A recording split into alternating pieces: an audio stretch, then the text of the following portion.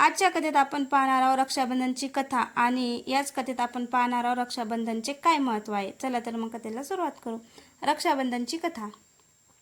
श्री गणेशाय नम. श्रावण पौर्णिमेचा दिवस होता. संपूर्ण गावात आनंदाचे वातावरण होते.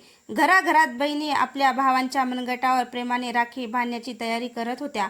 पण एका छोट्याशा गावात गौरी नावाची एक मुलगी राहत होती. तिचा भाऊ रामू कामानिमित्त दूरच्या शहरात राहत होता. या वर्षी रक्षाबंधनाला भाऊ घरी येईल की नाही याची तिला खात्री नव्हती. गौरीने स्वतःच्या हाताने सुंदर राखी बनवली आणि ती देवासमोर ठेवून प्रार्थना केली. देवा, माझा भाऊ कुठेही असो, त्याला सुखी आणि सुरक्षित ठेव. यंदा तो माझ्याजवळ नसला तरी माझं प्रेम त्याच्यापर्यंत नक्की पोहोचू दे. रक्षाबंधनाच्या दिवशी गौरीने भावाची वाट पाहिली. सकाळ गेली, दुपार झाली तरी रामू आला नाही. गौरीच्या डोळ्यात अश्रू आले, पण तिने देवावर विश्वास ठेवला. संध्याकाळी अचानक घराच्या दारावर टकटक झाली. गौरीने दार उघडलं आणि समोर तिचा भाऊ उभा होता. भाऊ म्हणाला, गौरी, कितीही काम असलं तरी तुझ्या हातची राखी बांधून घेण्यासाठी मी नक्की येणार होतो. गौरीच्या डोळ्यात आनंदाचे अश्रू आले. तिने भावाच्या मनगटावर राखी बांधली आणि त्याला ओवाळलं. रामूने बहिणीला प्रेमाने भेट दिली आणि म्हणाला, ही राखी फक्त माझ्या मनगटावर बांधलेला धागा नाही, हा आपल्या प्रेमाचा आणि विश्वासाचा धागा आहे. मी नेहमी तुझ्या पाठीशी उभा राहीन.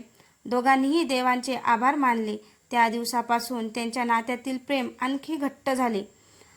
आता पाहूया रक्षाबंधनाचे महत्त्व. रक्षाबंधन म्हणजे फक्त राखी बांधण्याचा सण नाही, तर भाऊ बहिणीच्या प्रेमाचा, विश्वासाचा आणि आपुलकीचा उत्सव आहे.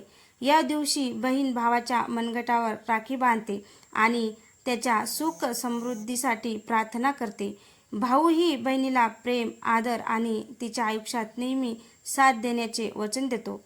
आजच्या काळात भाऊ बहिणी वेगवेगळ्या शहरात किंवा देशात राहत असले तरी राखीचा धागा त्यांच्या मनांना जोडून ठेवतो. या सणांचा सुंदर संदेश असा, नातं कितीही दूर असलं तरी प्रेम मनापासून असेल तर अंतर कधीच मोठं वाटत नाही. सर्व भाऊ बहिणींना रक्षाबंधनाच्या हार्दिक शुभेच्छा.